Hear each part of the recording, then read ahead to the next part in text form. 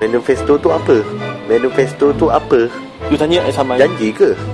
You tanya sama. Manifesto Pakatan Bodoh.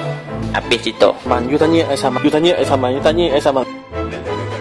Kalau dah pipit tu mengaku pipit, jangan mimpi terbang sebelah helang. Saudara-saudari, anak-anak, rakan-rakan, saya nanti PM ke-7 pasti kita menang, kita hapuskan tol. Semua orang, semua rakyat pas ni free, tak payah bayar tol lagi. Ini janji kita, dalam manifesto kita letak. Kita ada. Dan baru balik daripada Pulau Pinang, lalu jambatan Pulau Pinang, tak ada pun hapus tol. Tol Sungai Nyok pun tak hapus lagi. Macam mana apa cerita Apa manifesto baru pula?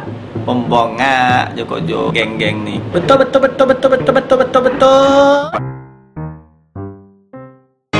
Pada mahasiswa semua, ini kita janji juga dalam manifesto kita, kita hapuskan PTPTN.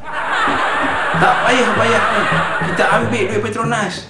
Tak ada duit Petronas, kita ambil duit lain, kita hapuskan PTPTN. Biar semua mahasiswa tak payah bayar, belajar free. Datuk Seri, 4 tahun Selangor kat siapa?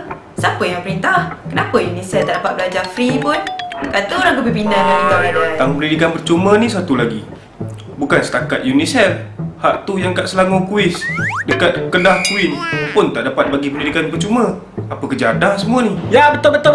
Takkan satu universiti pun tak boleh nak tangkut. Ni janji nak semua universiti. Apa dah?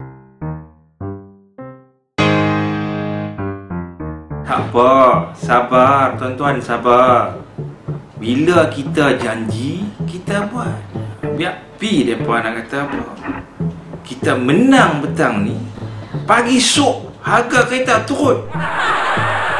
Biar semua makcik-makcik ni masa pakai kereta mahal lah. Dululah mahal, tapi bila zaman kita free lah. Bukan free lah, kira murah lah.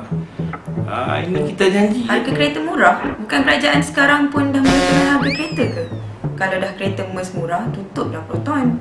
Siapa-siapa kerja Proton, cepatlah cari kerja lain. Dah masa dah. Kalau kail tuang panjangnya sedengkal, janganlah laut dalam hendak diduga.